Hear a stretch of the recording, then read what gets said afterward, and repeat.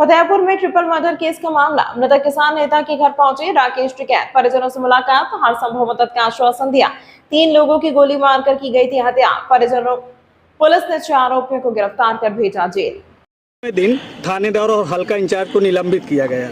ये तत्कालिक घटना से शायद उनका लेना देना न रहा हो, लेकिन पूर्व के कई थानेदार उनको लगातार संरक्षण देते रहे। उनके वीडियो हैं। रक्षाबंधन के दिन इसी तरह का हमला किया गया, लाठी डंडों से पीटे गए, ग्रामीण पहुंचे। हम लेंगे अगर कोई भी पुलिस प्रशासन इस तरह का लिप्त है उसमें तो यहाँ से जाएगा। परिजनों की क्या मांगे थी? परिजन जो है अब तक की प्रशासन की कार्रवाई से संतुष्ट नजर नहीं आ रहे हैं। आपका संगठन कैसे उनकी मदद करेगा? परिजनों की तो मांग ये रहती है कि भाई तुरंत फांसी हो, ये हो, मकान टूटे, ये उनकी रहती है, सभी की रहती है, इनकी नहीं।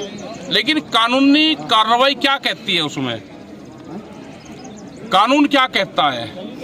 तो पुलिस प्रशासन उसमें अपना काम भी करे। आप अभी तक की कार्रवाई को कैसे देखते हैं? संतुष्ट हैं आप अभी तक की कार्रवाई से? और कार्रवाई से जो मुलजिम है वो तुरंत जाकर थाने में बैठ गया मर्डर करके, ये तो क्या तो पुलिस कर लेगी और क्या हम किसान संगठन कर लेंगे?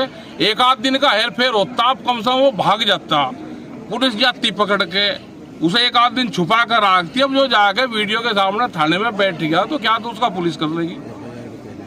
FIR से पहले ही मर्डर कर जाकर थाने में बैठ गया, CCTV कैमरे के सामने। इसका मतलब उसको किसी का संरक्षण? बिल्कुल संरक्षण होगा, इसकी जांच होनी चाहिए, सब जांच इसकी पुलिस प्रशासन इसकी करे। क्या पॉलिटिकल इंटरफेरेंस भी है इसमें? भाई कुछ नहीं पता, हमें ज्यादा यहाँ के बारे में पता नहीं, लेकिन हो सकता है कि जो लोग यहाँ पर नहीं आ रहे तो इसका मतलब ये है कि मुलजिमों के साथ। कुछ राजनीतिक सवाल कर ले कि 15 लोग ये बता के उस टाइम पर मर्डर हुए तो 15 लोगों ने दिखे यहाँ पे, लेकिन गवाही के लिए 2 ही आदमी आए, तो इसका मतलब भय का माहौल इस क्षेत्र में है। उनकी सुरक्षा की गारंटी देना चाहिए। जैसे लखीमपुर खीरी कांड में करीब 70-82 गवाह हैं और सबको सिक्योरिटी दे रखी है, तो यहाँ पे भी गवाहों को सिक्योरिटी जिम्मेदारी, इनके घर की जिम्मेदारी, इनकी आर्थिक मदद, इनकी नौकरी, बच्चों को कहीं बाहर भेजना, क्योंकि 2-2 साल के 5-5 साल के बालक हैं, 2 इनके घर में बच्चे, उनका भी कुछ हो सकता है।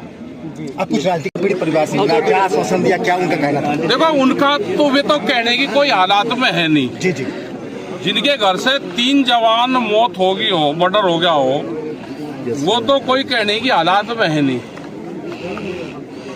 ये तो यहाँ के समाज को देखना, जो किसान संगठन है उसको देखना, यहाँ के पुलिस को और प्रशासन को देखना, 4 लोगों को देखना पड़ेगा। यहाँ का जो पॉलिटिकल आदमी है उनको यहाँ पे आना चाहिए सबको। यहाँ का कोई विधायक हो, MP हो, अगर वे नहीं आ रहे हैं तो इसका मतलब वे इनके साथ नहीं, जो मर्डर करने वाले उनकी सपोर्ट कर रहे हैं। जो यहाँ पे आ जाएगा वो अपनी क्लीन चिट लेता जाओ।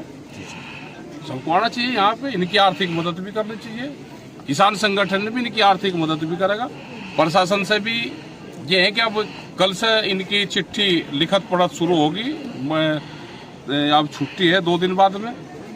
अधिकारियों से बातचीत हुई भी है हमारी लखनऊ भी, उन्होंने आश्वासन दिया कि जो कमी है उसको पूरा करेंगे। सिक्योरिटी पर्पज से बात होगी। कोई आरोप भी लगाया? कोई आरोप क्या लगाना? आरोप तो मर्डर हुई रही। आरोप तो है 2 चीजें ब्लैक लिस्ट की है, हिंदू मुस्लिम और वक्फ बोर्ड।